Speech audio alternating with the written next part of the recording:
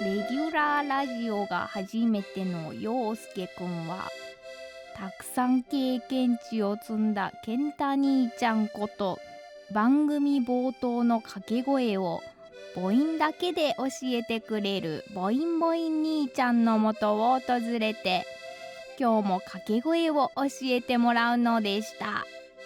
母音母音兄ちゃん。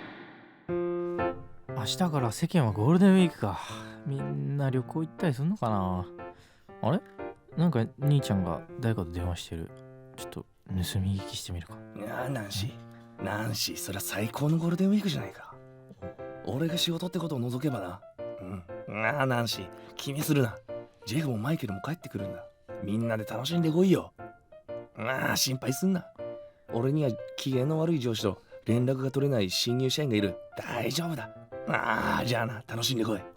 なんか兄ちゃん海外ドラマっぽくなってるな。ちょっとこれ見つかったらだるそうだな。ちょっとそっとしておく。陽介。陽介、こんなところで何してんだ？いや、特に何もしてないよ。おいおい、いつもの元気はどうした？質屋にでも入れてきたのか？いや、そんなことないよ。兄ちゃんこそ今日どうしたのそれ。やけに海外ドラマっぽくなってるけどさ。何言ってんだ。俺はいつもこんな感じさ。そう？まあいいや、じゃあ今日もとりあえず掛け声を教えてよ。おいおい、もう掛け声か。うちの犬の方がもっと待てができるぜ。もういいよ、早く教えてくれよ。じゃあ今日の掛け声はこれだ。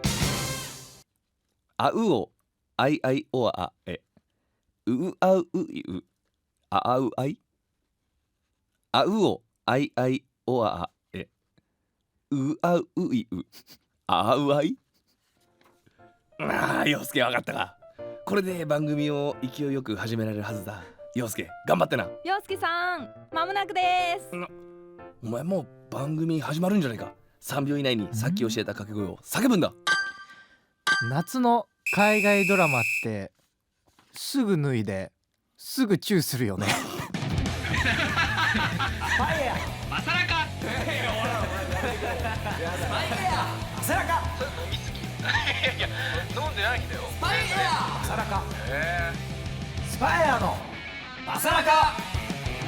時刻は夜8時30分を回りました。スパイアボーカル陽介とドラムの健太です。この時間からは僕の出身地である福岡から日本中世界中に発信していく番組スパイアのバサラカをお送りしていきます。はい、ということでただいま、まずはそうですね、はい戻ってきました。戻ってきました。声も帰ってきました、皆さんご心配をおかけしました。はいということで、うん今週のボインボイン兄ちゃん。はい、これ長い。俺も難かったわこれ。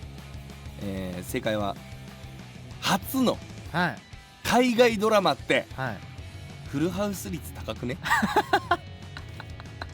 そうなんですよ。うん今日4月28日、はい、すごい前回の抜けてない。すごい淡々といくじゃん。ゴールデン仕様だから、びっくりしたびっくりしたわ。海外ドラマの日らしい。おお、そうなんだ。日付の由来は1956年うん4月28日に日本で初めて海外ドラマが放送されたことにちなんでらしいです。その時に放送されたのが、うんカーボーイ G メンという作品でうん1880年のカリフォルニアを舞台にした西部劇でした。は日本で放送するにあたって日本語に吹き替えられたため日本初の日本語吹き替えドラマだったのではないかと予想されます。じゃあこれ確定確定ではないんだ。まあでもそうか、輸入したらうんまあ一気にいろんな作品は出るわな。そうだよね。ねえ、2人は海外ドラマ見ますかということで。僕は結構めっちゃ見ますね。字幕？いや吹き替え俺ね、どっちも見るんだよね。あ、そう。ちゃんとそのドラマを見ようと思って見ることってないから、基本。だからパソコン作業してる時に、基本的にはこう吹き替えを見る。ながらで。そうまあながらっていうかほぼ見てないんだけど、画面を声だけ聞いて、ながら聞き。そうながら聞き、はいはいはいラジオみたいにドラマを聞いてるっていうことが俺は多いから、割と。なるほどね。そうでちゃんと見るぞっていう時は吹き替えじゃなくて字幕の方で見る感じかな。そうなんだ。俺はね、絶対字幕でしょ。絶対字幕。だろうね、陽介はね。だけど、うんこれは吹き替えの方が面白い。吹き替えと字幕でさ、うんあと普通のその喋ってる英語で、うん内容はうん合ってんだけど、うん言葉回しが全部違ったりするときあるあるある。俺ね、あれ映画のうんマスクって見たことある？キャメロン・ディアスの。そう、キャメロン・ディアスのあれね、絶対日本語字幕が変わったのよ。はいはいはい。字幕じゃねえわ、吹き替えが。吹き替えなんかね、初代の吹き替えの方が俺はすげえおもろかったの。はいはい。でなんかのタイミングであれ吹き替えがおかしいってなって、テンポ感全然面白くないみたいなっていうなんか記憶があるんだけど、それどうなんだろうね。これどっちなんだろう。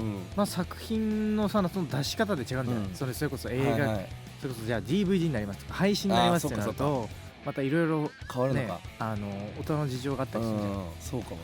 いやでもね、初代の吹き替えはめっちゃ面白かったイメージあるんだよね。テンポ感すげえ良くてみたいな。でも確かに俺もスター・ウォーズとハリー・ポッターは吹き替えなんで見る。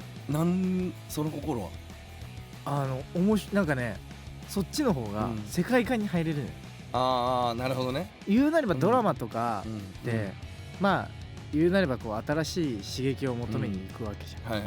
でまあ面白いドラマがあったりとか、まあ俺に関してはまあ軽く英語の勉強も踏まえて見るんだけど、ハリー・ポッター、スター・ウォーズ、あとまあバック・トゥ・ザ・フューチャー、あの辺は言うなればもう青春というか、なんていうんだろうな、子供心を思い出させるもの、だからそういう時に見るとそういう時に見たいって思う時は絶対吹き替えで脳のリソースを割きたくないんだね、その翻訳に。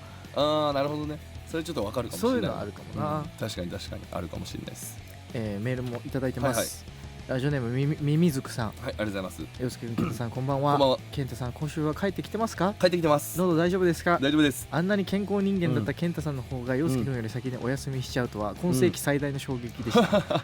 お体をお大事にしてくださいませ。はい、ありがとうございます。まあお体をね壊した、まあ壊してはいたが、喉が吹っ飛んで初めてだったよ本当に。2週間近く声出てなかったね。確かにね、今もちょっとあれだよね、語尾かすれてるよね。そうだからね、圧をねかけ続けすぎるとまだねヒョンってなるんだよ。そうだから完全ではないけど。もう一件いただいてますよ。ラジオネーム鳥取人さん。はい、ありがとうございます。健太さん、よすけさん、こんばんは。ゴールデン進出おめでとうございます。ありがとうございます。来月はもっとスパイを見たい、来月はスパイをもっと見たいと思ったのがきっかけで、初めてフェスに参加します。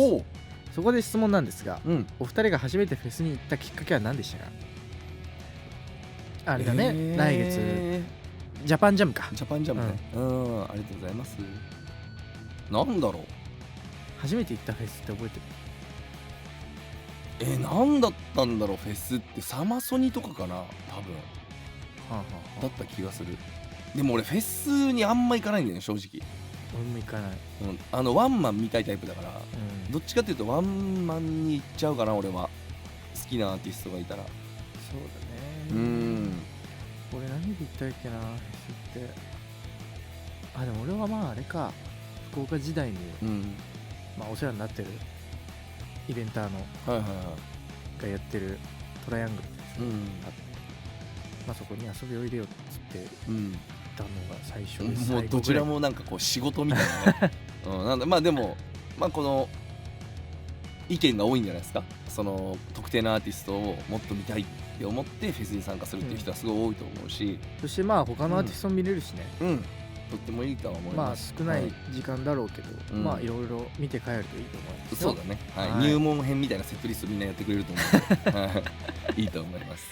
番組では皆さんからのメッセージまだまだお待ちしています。メッセージの送り先はすべて小文字でバサラカ@FM 福岡 .jp basaraka@FM 福岡 .jp もしくは FM 福岡ホームページにあるメッセージ応募フォームから番組名スパイのバサラカを選択して送ってください。番組実況も大歓迎です。 X でハッシュタグバサラカをつけてポストしてください。それではスパイのバサラカ、この後夜9時までお付き合いよろしくお願いします。スパイエアのバサラカ。お送りした曲はスパイアで Just Like This 2025よりファイヤースターターでした。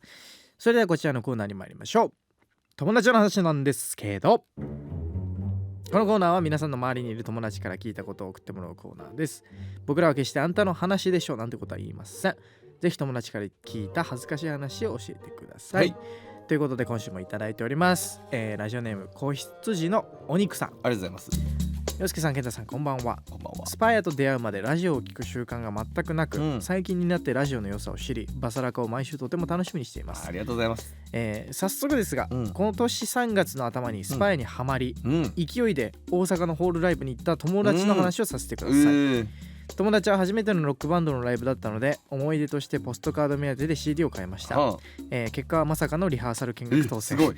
その際名前を書く必要があったのですが、あまりの衝撃に生まれたての小鹿以上に手が震え、テンパりすぎてスタッフさんに初めてなんですと謎の主張をかまし、結局スタッフさんに代筆していただく始末。友達は高校2年生にもなり、スタッフさんやファンの方含め5人ぐらいのお姉様方に見守られながら涙目で震え、相当恥ずかしかったようです。かわいい。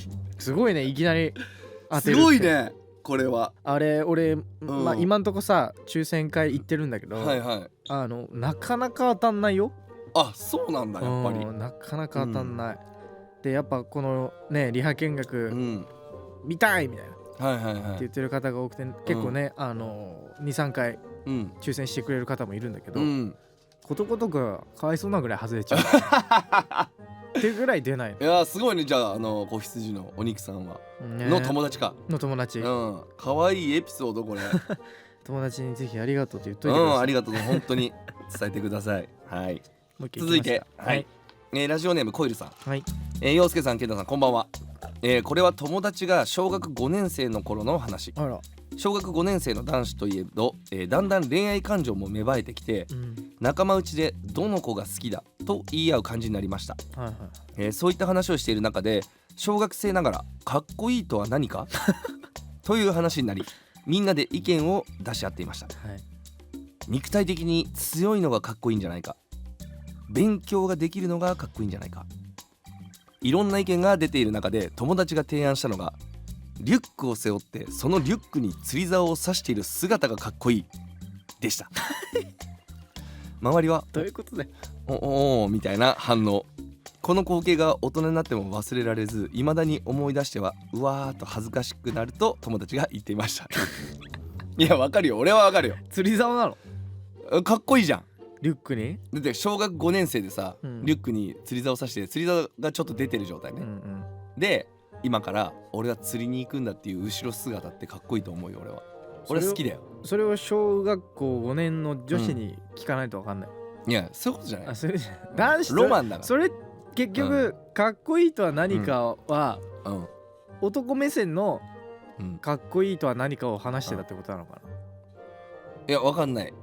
でもだってどの子が好きだっていう感じになってからのその話じゃん、まあ女子に対してね、じゃあ女子は何をかっこいいと思うのかっていうのを話してた上で、釣り竿を刺してたら、ってなるよ。いやもう俺の感覚でって話してたんだ多分俺がかっこいいって思ったものは全員かっこいいだろっていう。でコエルの友達は、そこを理解して話してたのかな。してないだろうね。なるね。自分のロマンの詰まった話をしてたと思うよこれは。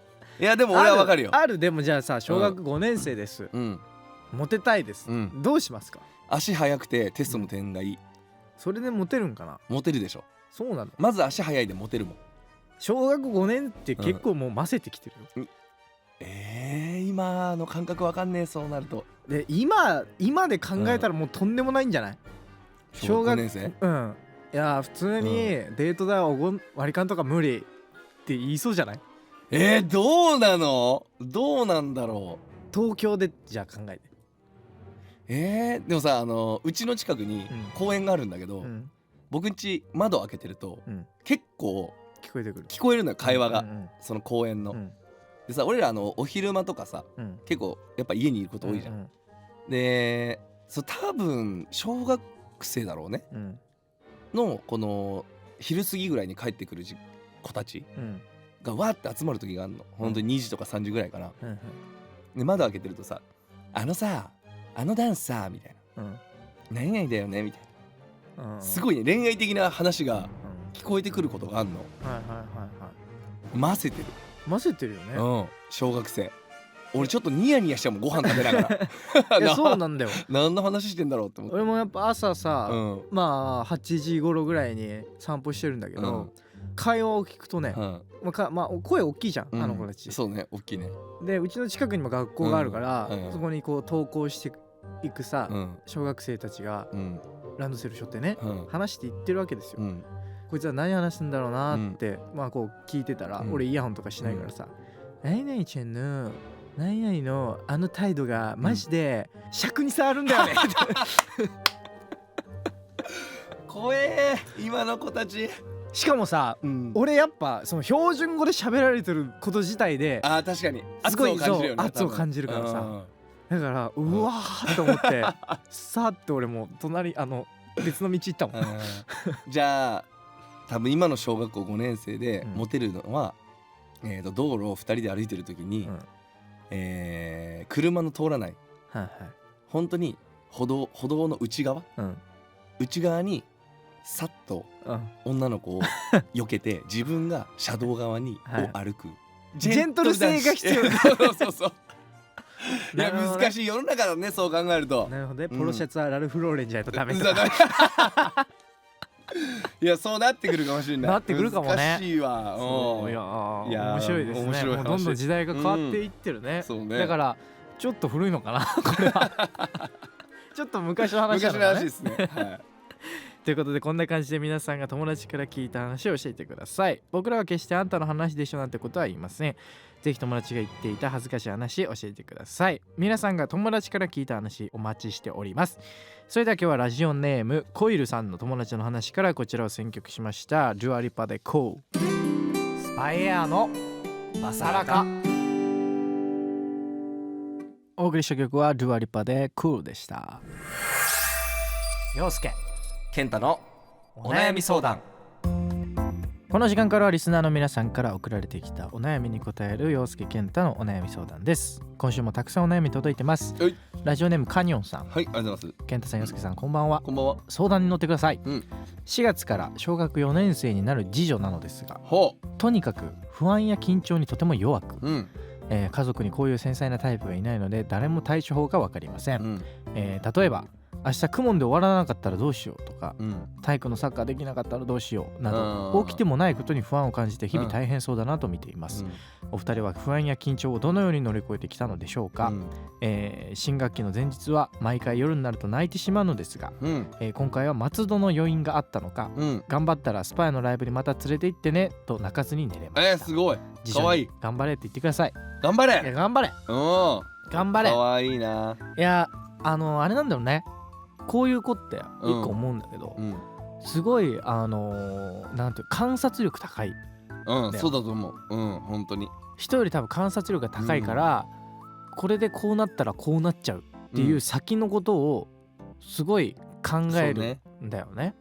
頭いい子なんだと思うんだよね。頭いい子だと思う。やっぱその危機察知能力というか、こうだったらこうなるだろうから自分はこうだろうなっていうのを多分先回りして考えちゃうわけじゃん。ならまあいいことなんじゃないって一個思う。そうだね。そのこれから先多分いろんな人生を送っていく中で、多分ちゃんとこう自分でこれは危険だとか、ここに行っちゃいけないとか読めるタイプ、読めるタイプになると思うから。株とか教えようじゃん。やらないって選択肢を取る可能性もあるよね。教えたらね。確かにね。株でこれでこうなってこうなったかもしれないが、世の中の情勢的にこうなるからこうなってできない損してしまうみたいな。じゃあやめとこう。無駄なあれか、無駄な考える時間を作ってしまうだけなのかな。でも一個思うのは、なんか自分でも考えてて、なんかこういうのって思うんだけど、俺ずっと水泳をやってたの3歳から。でそれが中学2年、だから中学2年14歳かな。4歳、だから10年ぐらい続けてて、俺それ多分自分の自己肯定感をキープするのにすごい重要だったことだなと思ってて、一個何でもいいから、その折り紙でもいいわけ、もう昔から好きなものだ、自分の好きなぬいぐるみをずっと持ってるとかっていうのを次女ちゃんが多分こう認識すれば、なんていうの、それが一個よりどころになるから。意味わかる？わかんない。でなんでもさ、こう続けてるっていうことってさ、周りにいないじゃん、基本的に、何かを一個ずっと続けてるって、っていうのがあるんだったら、そこが多分その子のなんていうんだろうな、一個モチベーション、だ逃げ道になるから、だからまあ変な話すると、俺の場合だとなんかこう嫌なやつがいたとして、でも水泳を10年続けてるやつっていないわけじゃん、基本的に周りにそんなに、いやでもこいつにだったら水泳負けねえしなって一個思えるもの。だから物を大事にするっていう一個のことだったら、いや別にこんなこと言われたけど私ずっとあれ大事にしてるしなって思えるかどうかみたいなっっていうところがすごい俺重要だと思ってて、ちっちゃい頃って。うんだから多分このジジュちゃんがすごいこうなんていうのいろんなことが不安でうんいけないんだよねってなってた時に、でもあなたはこれをしてるじゃんうんってことはなんかあったとしても大丈夫なんじゃないのっていう多分気持ちにさせてあげるのがめっちゃ必要っていうか、うん多分そもそも頭いい子だから、はいはいはい、多分話せばわかるから、そうね気もしてる俺は確かに、うんまあどうしようってなっても、うん、大丈夫。もう当たって砕けるしかないじゃんもうこんなの正直。そうね、やってみるしかないっていうかできなくても、できなかったり終わらなくても、死にはしないから。そうで一個そういう時に多分その一個続けてることがすごいなんていうの軸になるんだよね、うん、これはできなかったけどこれはできてるじゃんっていう、うんそういうのを多分なんか教えてあげたりとかするとすごいね自信につながるんじゃないかなと思うけどな。確かにね、うんでもむずいわなこの辺の。まあむずい。周りも小学生でうんこの次女ちゃんほどさうん考えが回らない子たちがまあ当然のようにいるわけじゃん、まだちっちゃいから、基本的に男子は回んないね。だからね、まあそうやって多分サッカーできなかったらどうしようってなるのは多分、そうやってできなかったら笑われちったりとか、そうね、変なこと言うやついるだろうしね。そうイエちょっとーイイエーイみたいなね。恥ずかしめを受けちゃうから、うんって思うからどうしようって多分なってると思ううんんだけど、男子はバカだからそういう生き物だっていうことを一個確認するためにうんのなんかそうだから人からされて嫌なことを学べる、うんそうね。だからそれって結局多分小学校上がって、中学校高校になった時かなり生きてくるから、それはねしっかりなんだろうね